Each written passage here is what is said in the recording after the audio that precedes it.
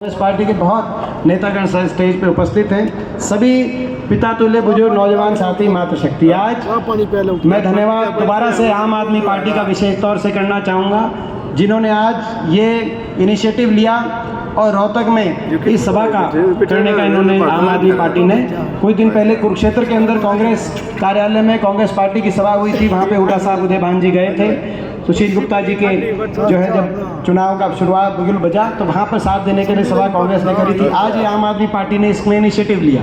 बाकी मैं धन्यवाद कॉमरेड हमारे सीपीएम के सभी वरिष्ठ नेताओं का, कार्यकर्ताओं को और कांग्रेस के कार्यकर्ता जो आज इसमें आए और इंडिया की गठबंधन की यहाँ बैठक को सफल रूप देने का काम किया। सही कहा, बहुत सी बातें मुझसे पहले कह चुके हैं, मैं उन बातों को दोहराना नहीं चाहूँगा। हम लड़ाई लड़ रहे हैं बदलाव की, हम लड़ाई लड़ रहे हैं हरियाणा के भविष्य को बचाने की, हमारे इस क्षेत्र के भविष्य को बचाने की, देश में संविधान को, प्रजातंत्र को बचाने की हम लड़ाई लड़ रहे हैं। नौजवान के भविष्य को बचाने की, किसान के सम्मान को बचाने की, महिलाओं के सम्मान को बचाने की, देश में प्यार प्रेम भाईचारे को बचाने की हम लड़ाई लड़ रहे हैं। और इस लड़ाई में हमको एकजुटता से आगे कदम से कदम मिलाकर आगे बढ़ना हो।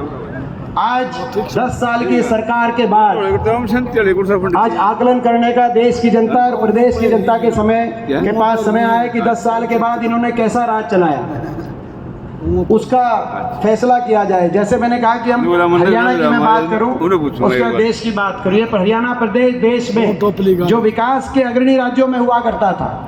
2014 से पहले प्रति व्यक्ति आय में नंबर 1 थे हरियाणा, प्रति व्यक्ति निवेश में हरियाणा नंबर 1 था, खिलाड़ियों के सम्मान में हरियाणा का उदाहरण दिया जाता था। 10 साल तक कांग्रेस की सरकार है हुड्डा साहब के नेतृत्व में, कभी हरियाणा में कोई लड़ाई झगड़ा नहीं हुआ, आपस में तनाव नहीं हुआ, किसी वर्ग को कोई आंदोलन या धरना देना नहीं पड़ा। 10 साल खुशहाली से हरियाणा विकास के रास्ते पर आगे बढ़ रहा था। अच्छे दिनों का नारा आया, लोगों ने सोचा कि शायद कुछ और अच्छा हो, इनको मौका दो, भाजपा को मौका दिया जाए, मगर वो अच्छे दिन नहीं आए। 10 साल के बाद वो हरियाणा जो विकास में आगे था, आज देश में नंबर 1 पे पहुंचा दिया इस सरकार ने।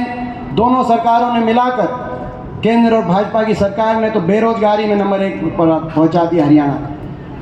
हर घर में एक पढ़ा लिखा नौजवान बेरोजगार कतार खड़ी हो गई। और ये हम नहीं कह रहे, विपक्ष नहीं कह रहा, ये भारत सरकार संसद के अंदर जो मैंने सवाल पूछा था इस सत्र में, उस संसद में उस सत्र में उस सवाल के जवाब में भारत सरकार ने कहा कि देश में सबसे ज़्यादा बेरोजगारी है तो हरियाणा के अंदर है, और 2014 के मुकाबले 3 गुना बेरोजगारी हरियाणा की बढ़ गई। भारत सरकार बता रही है, तो प्रधानमंत्री जी आपकी अगर केंद्र सरकार ये बता रही है, तो हरियाणा में जब आप वोट मांगने आए तो फिर किस बात को लेकर आप वोट मांगेंगे?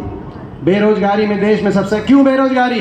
निवेश हुआ नहीं, कोई औद्योगिक क्षेत्र लगा नहीं, कोई आईएमटी लगी नहीं, कोई बड़ी परियोजना आई नहीं, और सरकारी क्षेत्र के रोजगार को समाप्त करने की नीति पे सरकार, चाहे केंद्र की हो चाहे प्रदेश की हो, सारे रोजगारों को समाप्त करने का काम इस सरकार में आप देख रहे हैं। हरियाणा में 2.5 लाख पद या तो समाप्त कर दिए गए, या कुछ पदों को कौशल में परिवर्तित कर दिया गया, जिसमें बिना पेंशन, बिना रिजर्वेशन और बिना मेरिट बैकडोर से जिनकी भर्ती जारी है। और हरियाणा जहाँ जय जवान जय किसान का नारा था, जहां एक और किसान देश का अन्न भंडार भरने का काम करता था, दूसरी ओर हमारा जवान देश को सुरक्षा देने का काम करता था, वहां पर अग्निपथ योजना जैसी योजना की कितनी बड़ी मार। हरियाणा में हर साल 5,500 की भर्ती होती थी पक्की, हरियाणा से 5,500 की, और अब 5,500 की बजाय पिछले साल अग्निवीर लिए गए तो 925 अग्निवीर, जिनमें से आप अंदाजा लगाओ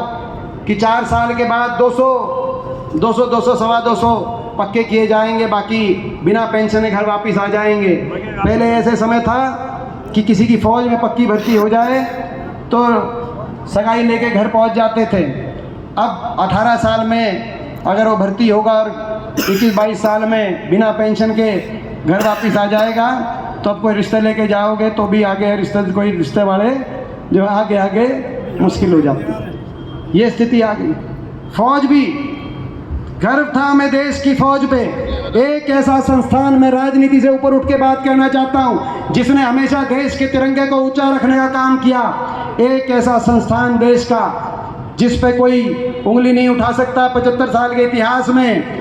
मैं राजनीति से ऊपर उठ के बात कहूँगा, चाहे वो 71 की बात हो, चाहे देश में उस समय इंदिरा जी के नेतृत्व में कांग्रेस की सरकार हो जब पाकिस्तान के 2 टुकड़े हुए हों, या फिर वो 99 की बात हो जब अटल बिहारी वाजपेयी जी के नेतृत्व में बीजेपी की सरकार हो, लेकिन उस समय भी कारगिल के अंदर पाकिस्तान का शीश झुकाने का काम किया था तो भारत की फौज ने किया था, जय हिंद की सेना ने किया था जो पक्की भर्ती से जाती थी। इस सेना पे हमें गर्व होना चाहिए था। किसी ने मांग नहीं करी, किसी घोषणा पत्र में नहीं था, ना तो फौज ने मांग करी। आज नरवणे जनरल बाहर जब फौज से बाहर आए तो उन्होंने कहा कि हमारी कोई मांग नहीं थी। हमें तो आश्चर्य हुआ, ना फौज ने मांग करी, ना किसी पार्टी के घोषणा पत्र में था, ना नौजवानों ने मांग करी। आज खाली हो गए गांव के स्टेडियम जहां दंड बैठक रेस लगाने के लिए सुबह नौजवान निकलता था हमारे हरियाणा प्रदेश का, इस इलाके का, कि फौज में जाऊंगा, देश के लिए सर्वोच्च निछावर करूंगा। आज खाली हो गए, वहां पर कोई रौनक नहीं दिखाई देती, कोचिंग सेंटर खाली हो गए फौज में। आज ऐसी स्थिति आ गई, देश में सबसे ज़्यादा बेरोजगारी हरियाणा में, बेरोजगारी गर्त में धकेल दिया हरियाणा के नौजवान को, और ऐसी चौराहे पे खड़े कर दिया, कहीं डिप्रेशन, कहीं नशे की तरफ। नशा कितना बढ़ गया मुझे बताने की जरूरत नहीं, दूध दही का खाना था ऐसा मेरा हरियाणा था, आज देश में नशे में नंबर 1 हरियाणा बना दिया।